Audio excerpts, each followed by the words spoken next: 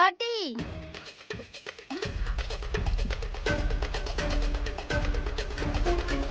பாட்டி பாட்டி என்னடா?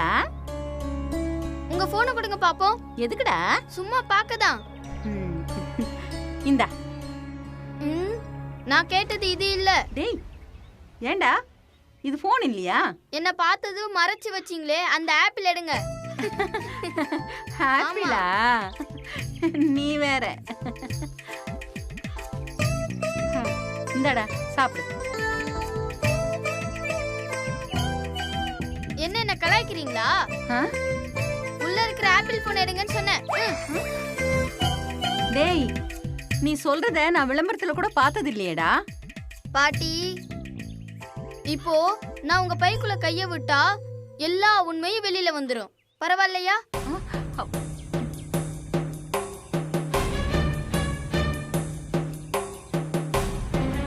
இந்த ஆப்பிள் 13 இதெல்லாம் ரொம்ப விலையா இருக்குமே. அதுவும் பார்த்தா புது மாடலா இருக்கு. எப்படி வாங்குனீங்க?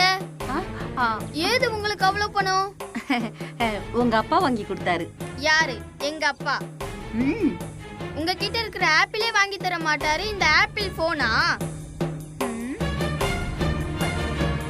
இது நான் ரோட்ல நடந்து போயிட்டே இருந்தேனா, எனக்கு முன்னால ஒருத்தர் நடந்து போயிட்டே இருந்தாரா, அவரு தெரியாம போனை கீழே போட்டுட்டாரு. நான் ஓடி போய் எடுத்து அவர்கிட்ட கொடுத்தேன். பெரிய ராயல் ஃபேமிலி போல. ஒரு தடவை கீழே போட்ட பொருளை அவங்க எடுக்கவே மாட்டாங்களாம். நீங்களே வச்சுக்கங்க அப்படின்னு சொல்லிட்டாரு. நான் எடுத்துட்டு வந்துட்டேன். இதுக்கு நீங்க முதல்ல சொன்ன கதையே பெட்டரா இருந்துச்சு பாட்டி. இப்போ உனக்கு என்ன வேணும்? உங்க ஆக்டிவிட்டி எதுவுமே சரியில்லையே.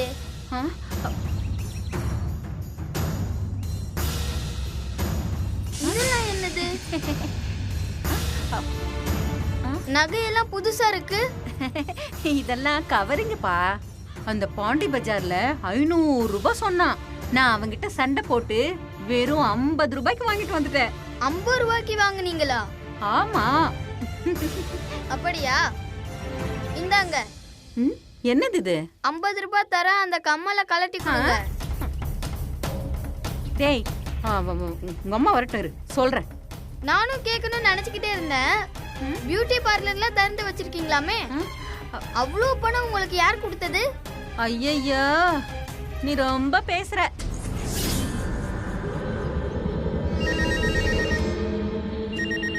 வெள்ளி வேட்டாவா? பாட்டி, என்னது இது? டேய், அது வெள்ளை வேட்டிடா. என்ன ஸ்பெல்லிங் தப்பு தப்பா போட்டு வச்சிருக்கீங்க? எல்லாத்தையும் உங்ககிட்ட சொல்லிட்டே இருக்கணும். போடா. இரு இரு இரு.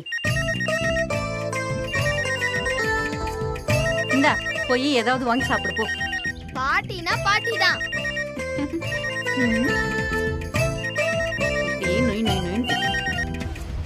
ஹலோ, எங்கம்மா இருக்கீங்க? வீட்ல தான். நான் வெளியே தான் இருக்கேன். கொஞ்சம் வாங்களேன், பார்க்கணும். இதோ வரேன். வீட்டுக்கு திடீர்னு ஒரு குரங்கு வந்துருச்சு. அதை சமாளிச்சுட்டு தெரியாம வெளியில வரேன். கொஞ்சம் வெயிட் பண்ணுங்க.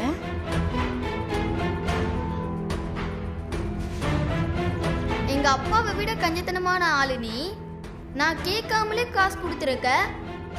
No, something wrong.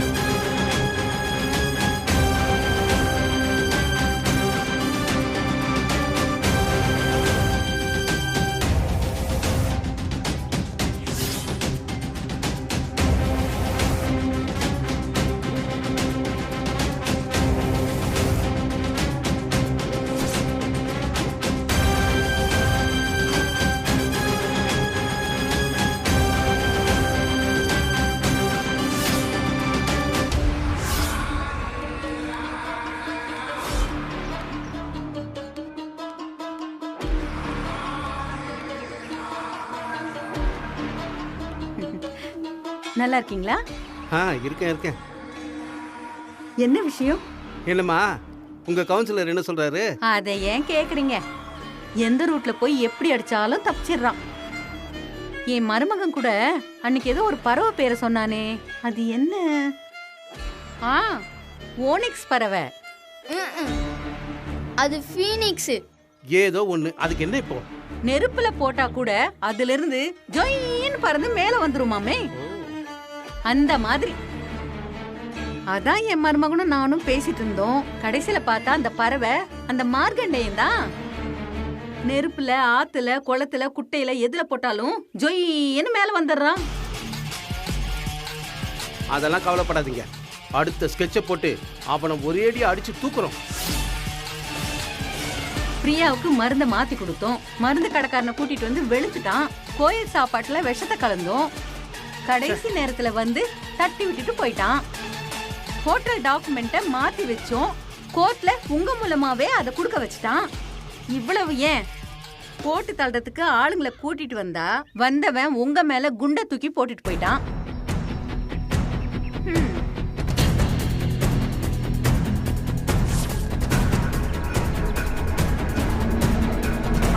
சொல்லிட்டீங்கல்ல?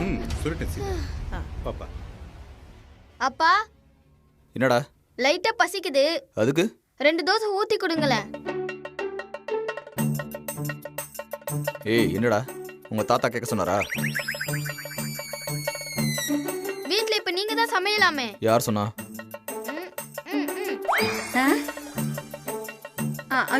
ஐயோ மாப்பிள, நான்லாம் அப்படியெல்லாம் சொல்லவே இல்லை. இவன் வேணும்னே என்ன கோத்து விடுறான். என்னடா? அப்பா, தோசை எப்படி ஊத்தணும்னு தெரியுமா? டேய், முதல்ல தோசைக்கல் எடுத்து நல்லா கழுவி ஒரு கரண்டி மாவு எடுத்து மெல்லிசா ஊத்தணும். அப்புறமா 2 கரண்டி நெய் எடுத்து தோசையை சுத்தி ஊத்தணும். ஒரு கரண்டி நெய் எடுத்து தோசைக்கு நடுவுல ஊத்தணும். அதுக்கப்புறம் பொடி பொடியா வெட்டி வச்ச சின்ன வெங்காயத்தை அப்படியே தோசை மேல பரப்பி விடணும். மேல அப்புறம் இட்லியோட மிளகா பொடி இருக்குல்ல, அதை அப்படியே எடுத்து மெதுவா மலைசாரல் மாதிரி எல்லா பக்கமும் தூவணும். பாதி வெந்ததுக்கு அப்புறம் தோசைய அப்படி ஒரு திருப்பு, இப்படி ஒரு திருப்பு, அவ்வளவுதான்.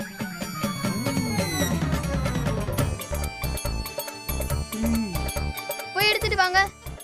டிங் உட்டன் வை. ஏண்டா டேய், இங்க இருக்கிற 2 பொம்பளைங்க நான் அசிங்கப்படுத்துறது பத்தாதுன்னு நீ வேற ஆரம்பிச்சிட்டியா?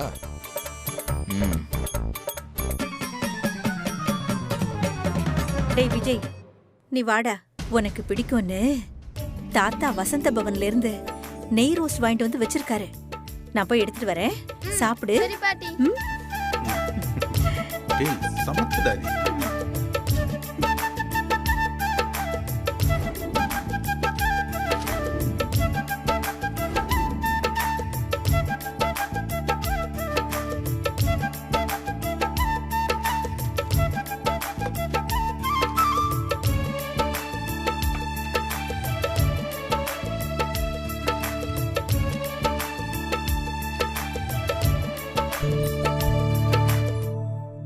தாத்தா, என்னடா?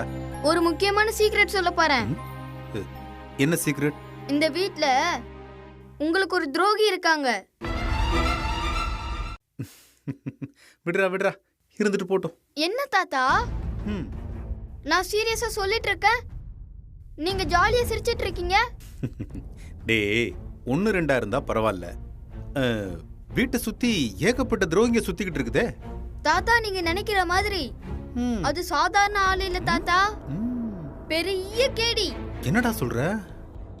வீட்ல நடக்கிற ஒவ்வொன்னையும் வில்லன் கிட்ட போட்டு கொடுத்து பயங்கரமான வேலையை பண்ற ஒரு ஆள் இருக்கு.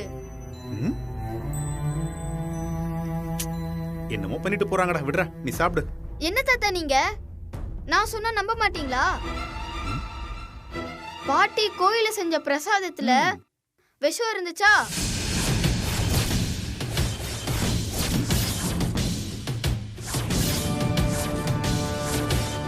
டேய், அது எப்படி உனக்கு தெரியும்? அது மட்டும் இல்ல தாத்தா, அத வச்சது யாருன்னு எனக்கு தெரியும். என்னடா சொல்ற? உங்க பெட்ரூம்ல பணத்தை வச்சு போலீஸ் பிடிச்சாங்களா?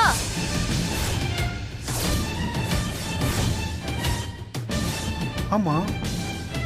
அந்த பைய ஆ, உங்க கட்டில் கீழே வச்சது யாருன்னு தெரியுமா? யார்ரா அது? இந்த வீட்ல இருக்கிற ஆள் தான். இந்த வீட்ல இருக்கிற ஆளா? யார்ரா அது? கண்டுபிடிங்க பாப்போம். அப்படியே வீட்டை ஒரு நிமிஷம் சுத்தி பாருங்க. யார் சொல்றான்? யார்ரா? உங்க அப்பனா? ஐயோ தாத்தா, பாக்குறதுக்கு வில்லன் மாதிரி இருக்கிற யாரும் வில்லன் கிடையாது. ம், பாக்குறதுக்கு காமெடி பீஸ் மாதிரி இருப்பாங்க பாருங்க, ம். அதான் மெயின் வில்லி. என்னடா சொல்ற? இருங்க ஒரு நிமிஷம்.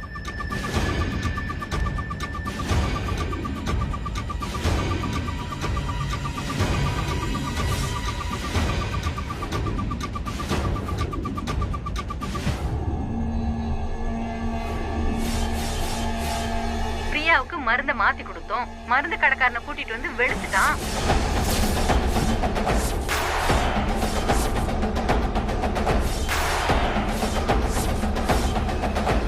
கோயில் சாப்பாட்டுல விஷத்தை கலந்தோம். சீதா, இங்க பாரு.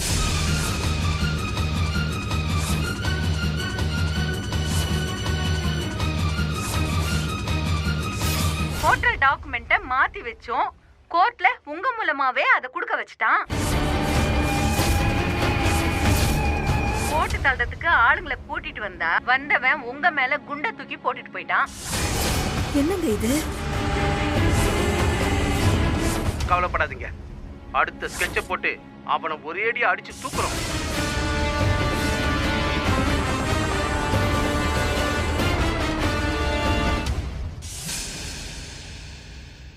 ஏமா இப்படி பண்ணீங்க?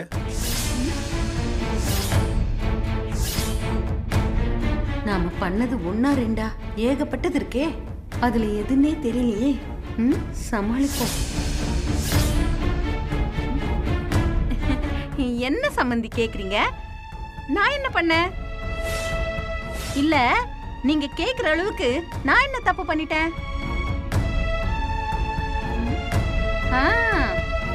அந்த பியூட்டி பார்லர் ஆரம்பிச்சத பத்தி கேக்குறீங்களா? ஏன் நாங்க ஆரம்பிக்க கூடாதா? வயசான நீங்க ஒரு ஹோட்டல் ஆரம்பிக்கலாம், வயசானனா ஒரு பியூட்டி பார்லர் ஆரம்பிக்க கூடாதா? அது ஒரு குத்தமா உங்களுக்கு? ஏன் நானும் என்ன அழகுபடுத்திக்க கூடாதா? என்ன? நான் அதை கேட்கலமா. வேற என்ன? இப்ப என்ன கேக்குறீங்க நீங்க? இந்த குடும்பத்துல இருந்துகிட்டு இந்த வீட்டு உப்பை தின்னுட்டு இந்த வீட்டுக்கு எதிரா இவ்வளவு பெரிய காரியத்தை பண்ண உங்களுக்கு எப்படிமா மனசு வந்துச்சு?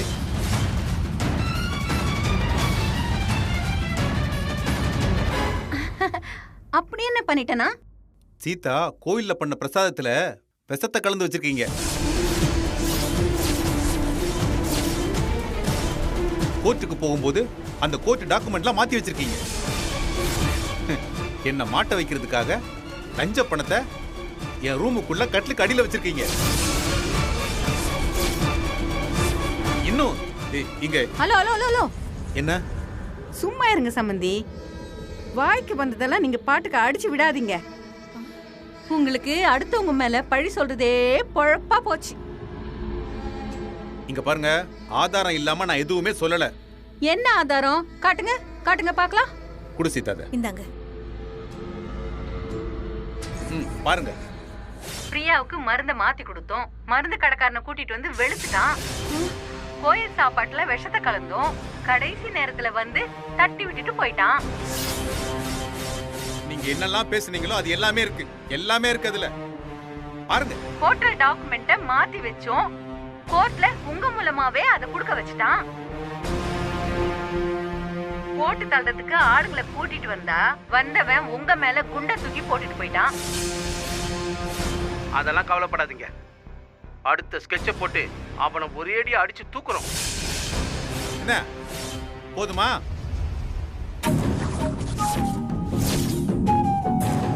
அந்த தனியாச்சலம் நம்ம குடும்பத்தையே அழிக்கிறதுக்கு கங்கணம் கட்டிட்டு திரியிறான்.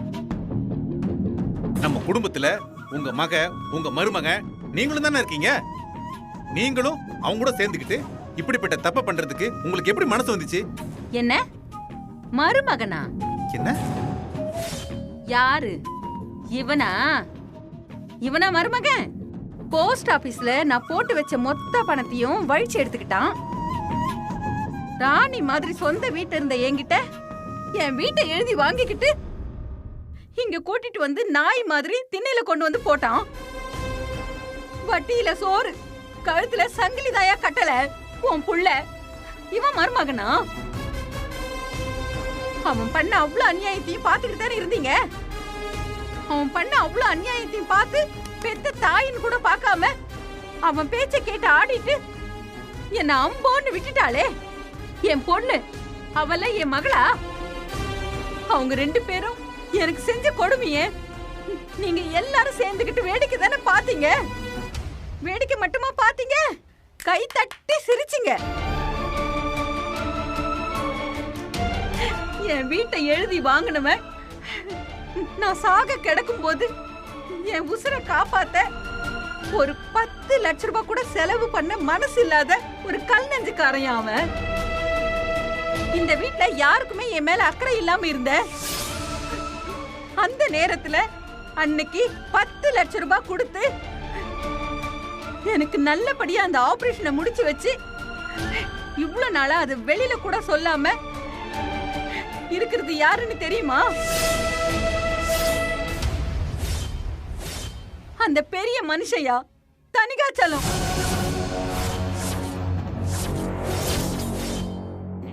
இன்னைக்கு நான் உசுரோட இருக்கேன்னா அதுக்கு காரணமே அந்த மௌராசம் தாயா. அவன் போட்ட பிச்சை தாயா இந்த உசுரு. அந்த மகராசனுக்காக நான் என்ன வேணாலும் செய்வேன்.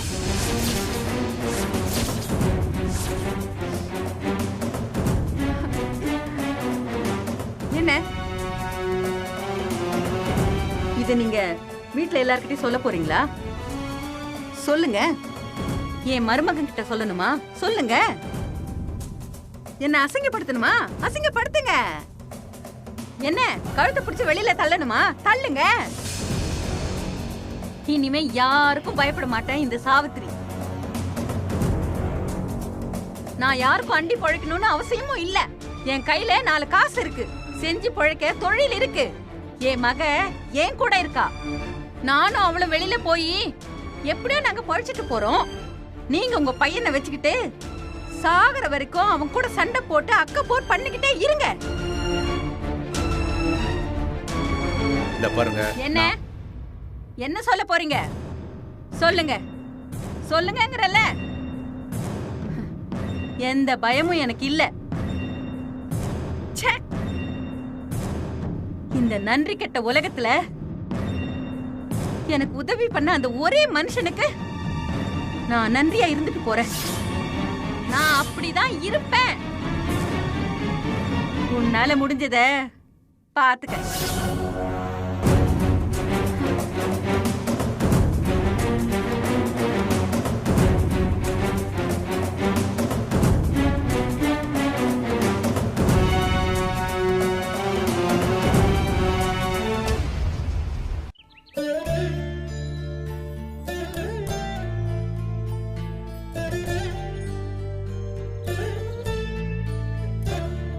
என்னங்க, அன்னைக்கு மட்டும் அந்த 10 லட்சம் ரூபாய் இருந்திருந்தா அத புள்ளைகிட்ட மொத்தமா எடுத்து கொடுத்துட்டு நாம நிம்மதியா இருந்திருக்கலாம்ல. இந்த பிரச்சனை இவ்ளோ பெருசா வந்திருக்காது. நீங்க அந்த அம்மாவுக்கு உதவி பண்ணணும்னு தான் நினைச்சு அத கொடுத்தீங்க. ஆனா இன்னைக்கு நம்ம குடும்பத்தை அழிக்கிறதுக்கான எல்லா வேலையும் அந்த அம்மா தான் செஞ்சிருக்கு. ஒரு தப்பான ஆளுதான் அந்த பணத்தை கொடுத்தான்னு அந்த அம்மா நினைச்சுக்கிட்டு இருக்கு. அந்த பணத்தை நாம தான் கொடுத்தோன்னு சொல்லி அந்த அம்மா கிட்ட நிரூபிச்சு என்ன ஆக போகுது? அன்னைக்கு சூழ்நிலையில நாம் அதை கொடுத்தோம். அது அன்னையோட முடிஞ்சு போச்சு. ஆனா நான் அதை பத்தி யோசிக்கல. வேற என்ன யோசிக்கிறீங்க? உலகத்துல இருக்கிற பெரிய பெரிய சாம்ராஜ்யங்கள்லாம் அழிஞ்சது எதிரிங்களால இல்ல, கூடவே இருந்த துரோகிங்களால தான். அதுவும் அண்ணன், தம்பி, மாமா, மச்சான்னு இரத்த சொந்தங்களால தான் ஒரு குடும்பம் அழியறதுக்கு காரணமா இருந்திருக்கு. உறவுகள்லாம் ஒன்றா கை கோர்த்துனா அந்த குடும்பத்தை யாராலையும் அசைக்க முடியாது. ஆனால் அவங்களே உள்ளுக்குள்ள ஒருத்தருக்கு ஒருத்தர் போட்டியும் பொறாமையுமா இருந்தா அந்த குடும்பத்தை யாராலையும் காப்பாற்ற முடியாது. அவங்களுக்கான அழிவை அவங்களே தேடிக்கிறதுக்கு சமம். நம்ம குடும்பம் இன்னைக்கு இப்படி தனித்தனியா இருக்குதுன்னா அதுக்கு காரணம் ஒரே ஒருத்தரோட பேராசையும் துரோகமும் தான். இந்த விஷயத்தை நம்ம ஏங்க வீட்ல எல்லார்கிட்டயும் சொல்லக்கூடாது? அந்த அம்மா நல்லா இருந்த காலத்திலேயே அதுக்கு இந்த வீட்டில் என்ன மதிப்புன்னு பார்த்தல்ல, அது அன்னைக்கு பார்க்குற மாதிரி தான் நான் இன்னைக்கும் பார்க்குறேன். எப்படி நம்ம பிள்ளைங்களால நம்ம வஞ்சிக்கப்பட்டு தனியாக நிற்கிறோமோ அதே மாதிரி தான் அந்த அம்மாவோட நிலைமையும் இருக்குது. பெத்த மகளையும் மருமகனையும் நம்பி தங்கிட்ட இருந்த எல்லாத்தையும் கொடுத்துட்டு அது எல்லாத்தையும் பிடுங்கிட்டு அவங்க அந்த அம்மாவை ஒதுக்கிட்டாங்க. நாம தான் பார்க்குறோமே, இந்த ராஜா அது ஒரு மாமியாரா மதிக்க வேண்டாம், ஒரு மனுஷியாவது அவங்கள மதிக்கிறானா? அவங்கள திட்டுறதும் அடிக்க போறதும் அவமானப்படுத்துறதும் அசிங்கப்படுத்துறதும் வயசுல பெரியவங்கன்னு கூட பார்க்காம திண்ணையில படுக்க வைக்கிறது, செலவுக்கு கையில 5 பைசா கொடுக்கறது கிடையாது. இதெல்லாம் என்னன்னு சொல்றது? இந்த மேகலா அவனுக்கும் மேல பெத்த தாயின்னு கூட பார்க்காம அதே சுயநலத்தோட தான் நடந்துக்கிறா. எனக்கு அதை பார்த்தா கோவம் ஒன்றும் வரல, பரிதாபம் தான் வருது. உண்மை அது தெரியறப்ப தெரியட்டும். அது வரைக்கும் இந்த அம்மா மூலமா அந்த தனியாச்சலம் நமக்கு எந்த தொந்தரவும் செய்யாத மாதிரி நம்ம பார்த்துக்க வேண்டியதுதான்.